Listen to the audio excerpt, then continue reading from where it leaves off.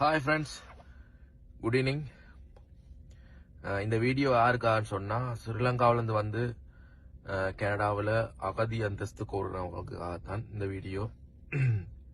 Skip பண்ண பாருங்க வீடியோவை. முடிஞ்சா உங்களோட ஃப்ரெண்ட்ஸ் யாருக்கும் ஷேர் பண்ணி விடுங்க.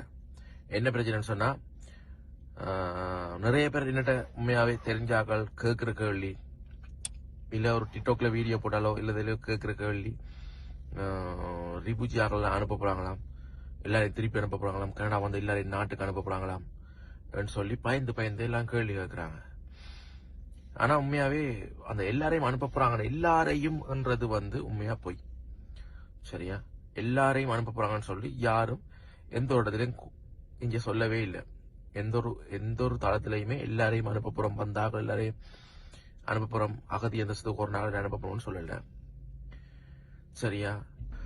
முக்கியமா இலங்கையிலிருந்து வந்து அகதி அந்தஸ்து கோரியிருந்தீங்கன்னு சொன்னால், நீங்கள் கொடுத்த கேஸ் வந்து சரியான கேஸ், உங்களுக்கு அங்க நாட்டுல பிரச்சனை இருக்கின்றபடியே தான் இங்க வந்து அகதி அந்தஸ்து கேட்டிருப்பீங்க என்றால் நீங்கள் பயப்பட தேவையில்லை. நீங்க சரியான கேஸ் கொடுத்திருக்கீங்க. உங்களுடைய நீங்க அகதி அந்தஸ்து கோரியதற்கான காரணம் சரியானது என்றால் நீங்கள் ஒன்றுக்கு பயப்பட தேவையில்லை சரியா. லாஸ்ட் வீக்கும் கேஸ் அக்செப்ட் ஆகி கொண்டாந்து இருக்குது சரியா. இங்க நிறைய பேர் கேஸ் அக்செப்ட் பண்ணி கொண்டாந்து இருக்குது.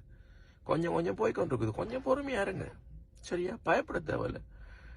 இன்னொரு விஷயம் வந்து முக்கியமா நிறைய பேர் அவங்கள பயமுறுத்துறீங்க. அவங்க இங்க வந்து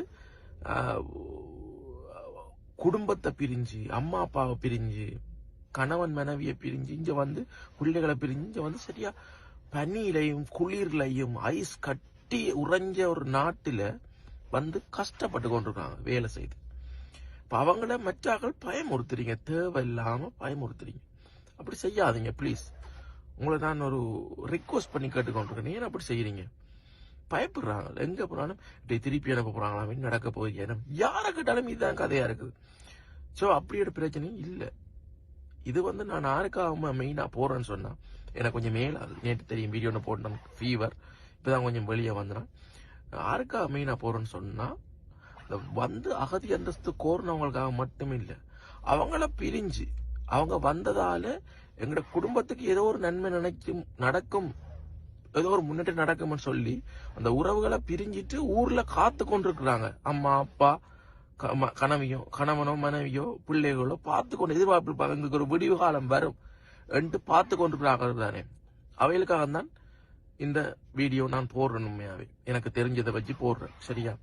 இதுல இந்த வீடியோ வந்து பிரயோசனமானு சொன்னா மற்றவங்களுக்கு ஷேர் பண்ணி விடுங்க.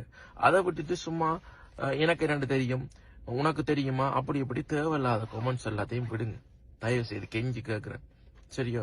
பயமுறுத்தாதீங்க. முக்கியமா அகதி அந்தஸ்து கோரினாக்கள், நாட்டுக்கு ஊர்ல இருந்து வந்த இங்க கனடாவில் கோரின உறவுகளே பயப்படாதீங்க.